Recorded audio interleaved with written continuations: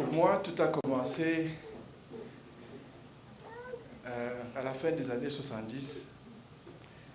Il y avait à ce moment-là, je crois que le réveil spirituel à Kinshasa a commencé, si je ne me trompe pas, en tout cas vers les années 75.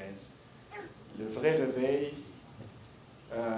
qui a mené vraiment les gens à la repentance. Et le travail spirituel était si volumineux qu'il y avait beaucoup de convertis à gauche, à droite, et la plupart des leaders que nous connaissions, de mon point de vue, ils étaient débordés. Ils avaient besoin d'une nouvelle classe de responsables pour pouvoir les aider dans le travail qu'ils étaient en train de faire.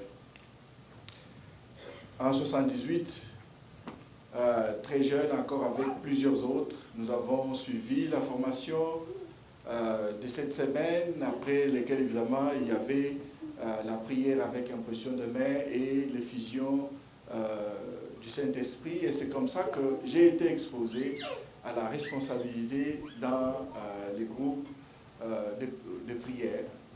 Et quelque chose, si on vous appelle à la responsabilité, pour moi en tout cas, j'avais très peur. J'ai trembloté parce que je me disais, si je suis responsable, qu'est-ce que j'ai à dire aux gens? Comment est-ce que je peux bien m'acquitter de la responsabilité qu'on me donne?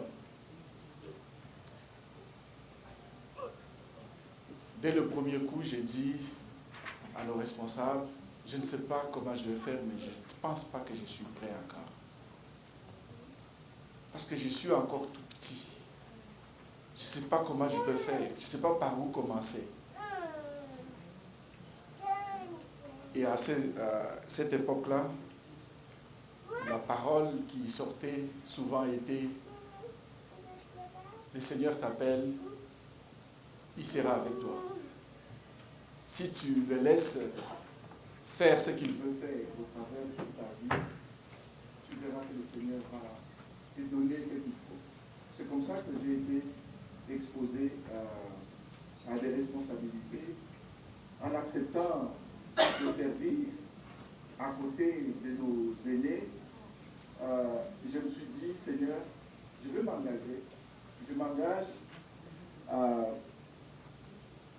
à lire ta parole parce que ce que j'ai à apporter aux autres, c'est seulement ta parole. Je ne peux pas leur apporter ce que je sais parce que je ne sais pas grand-chose. Donc il faut alors que tu sois capable de leur apporter ta parole. Et pour cela, on nous a parlé de la lecture de la Bible, des camps bibliques qui étaient organisés. Je suis allé à différents camps. J'ai suivi la plupart des formations. En même temps, j'avais toujours soif de connaître davantage. C'est comme ça qu'un jour, je suis tombé sur un petit livre écrit par Ralph Chalice, intitulé « Si tu veux aller ». Et c'est dans ce livre que j'ai pu apprendre comment, si je veux marcher avec le Seigneur, si je veux comprendre encore davantage, et je me dois en tout cas de méditer la parole du Seigneur tous les jours, au point que je dois lire la Bible au complet.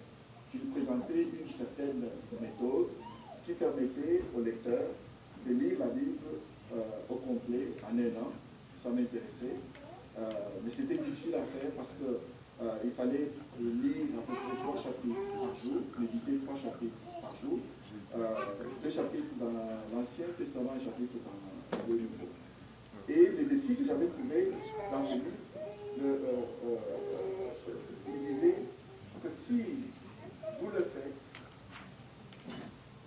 avec assiduité, le Seigneur vous donnera aussi des cela. Et que lui, au moment où il écrivait ces livres-là, il était à la 40e année où il lisait la Bible au complet une fois par année. Je me suis dit, ben, s'il l'a fait, je peux le faire aussi. Alors j'ai prié le Seigneur qu'il m'aide. Et pourquoi? Parce que j'avais besoin d'avoir un panorama de réalité des Écritures qui me permettra d'insérer de temps en temps des activités plus particulières. Il disait que c'est comme si tu te trouvais sur le sommet d'une colline, tu as la vision de tout ce qui peut se passer, même si les petits détails dans le paysage échappent encore. Mais au moins tu peux avoir ce panorama. Et c'est ce qui m'avait intéressé. Je l'ai fait et pendant plusieurs années, j'avais réussi aussi à le faire. Mais plus je lisais la parole du Seigneur, plus j'ai réalisé que j'avais besoin de comprendre davantage. Je me suis inscrit à des cours bibliques par correspondance. J'ai commencé en 80 et je les ai terminés en 84. Et c'était des écoles, des cours de l'école biblique Emmaüs en Allemagne.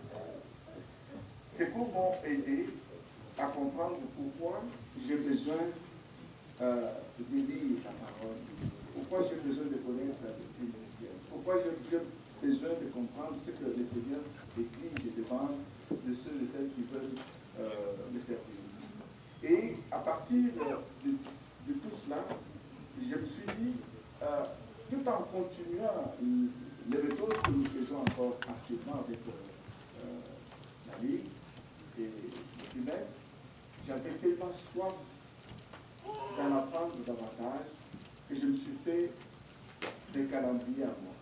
C'est-à-dire, en plus de ce que je lisais avec les autres, je me suis fait un calendrier dans lequel je me disais, je dois connaître les grandes thématiques, les grands thèmes de la Bible, par exemple le salut, comment est-ce que je peux le comprendre, comment est-ce que je peux le présenter. Et cela, toute la documentation avec mes frères et sœurs, les aînés, en tout cas, ils m'ont en tout cas aidé pour pouvoir comprendre davantage comment présenter ces thèmes-là. D'abord pour mon bénéfice à moi, parce que plus je maîtrisais un élément, un thème, plus j'étais capable de pouvoir aussi l'expliquer aux autres.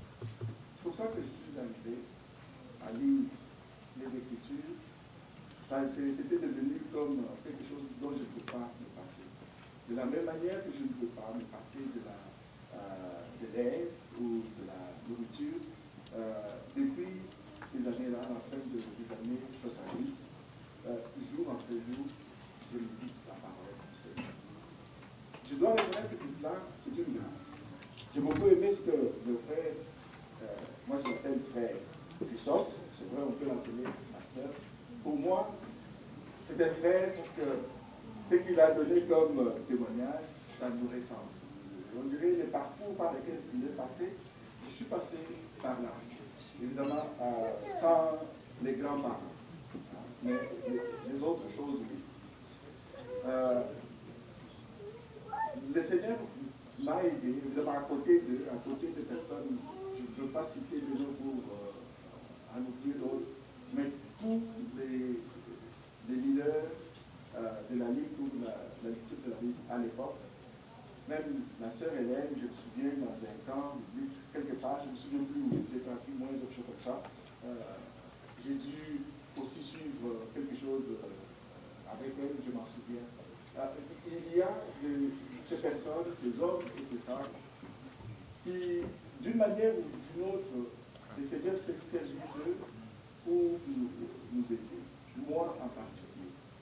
Le pasteur a dit hier que tout ceci, c'est vraiment la grâce de Dieu. Que je le reconnais, c'est vraiment c'est quelque chose que je ne mérite pas, mais le Seigneur m'a permis d'aimer sa parole et je voudrais continuer de l'aimer encore. La méditation qu'on a faite ce matin, le Seigneur nous a fait voir que ces voix ne sont pas nos voix, ces pensées ne sont pas nos pensées. C'est ce qui me pousse à les chercher, à les connaître encore. Et jusqu'aujourd'hui, je ne peux pas me passer de la parole. Et j'ai joint le trimestre il y a quelques années, ça fait peut-être 6 ans, 7 ans, je participe au camp biblique parce que pour moi c'est un lieu où je viens recevoir. Yeah, I'm trying to see where it is, which mic is.